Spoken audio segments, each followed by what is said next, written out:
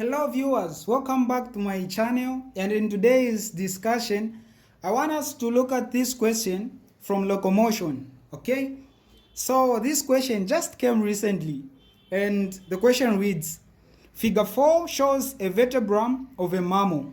So we have this figure which shows the vertebrum of a mammal. Okay, and question A1 reads, identify the parts labeled R, T, and U. So they want us to identify these three parts, R here, T, and U. Okay? So this is A1.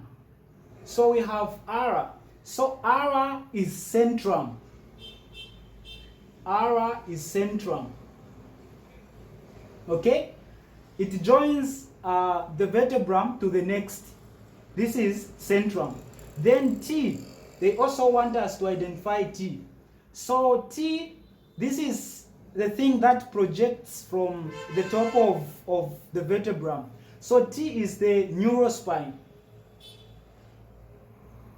T is neurospine. Neurospine. Okay? Then U. So U is transverse process. U is transverse process. Transverse process. Okay? Yes, that's U, transverse process. So these are the three parts.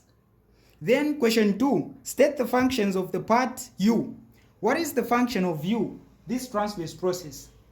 So the function, the main function, it provides attachment for muscles and ligaments.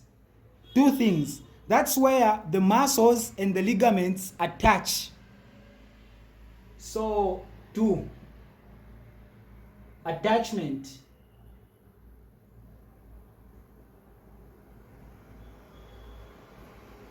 Of muscles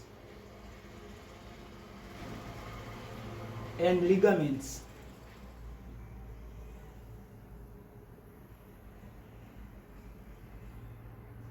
So that's the function. Then 3, in which region of the vertebral column is this vertebrum found? So just by looking at the diagram, from which region from which region of the vertebral column is it from, or is it found? Okay, so this is 3. So when you look at it, you can tell that it is from the thoracic region. Okay, thoracic region.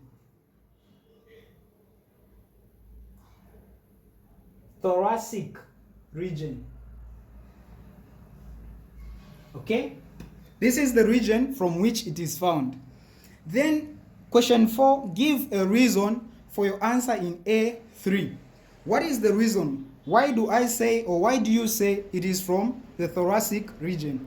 So the reason, if you look at it well, it has these things, these facets. Okay, so these facets are there so that it can, that's where the ribs attach or joins the vertebrum. Okay, so minus these facets, it means it is not from the thoracic region. But once you see these facets, it means the vertebrum is from this region, thoracic region. Why? Because ribs are only found in the thoracic region. And where do they touch? The ribs join or touch here. Okay? The ribs are attached to these facets. So the moment you see the facets, you should remember that it is from the thoracic region. So this is from thoracic region. Why? And the reason is because of the presence of facets for rib attachment.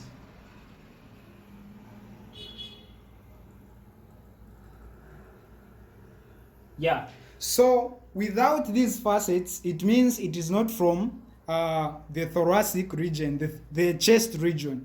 Okay, The last question B, state the three types of skeletons. So we have three types of skeletons. They want us to state them. So number one, the first type is we have the endoskeleton. Endoskeleton. The endoskeleton is the skeleton which is inside. Okay? For example, us human beings, the one that we have is the endoskeleton because it is inside. Okay? And number two, we have the exoskeleton. Exoskeleton.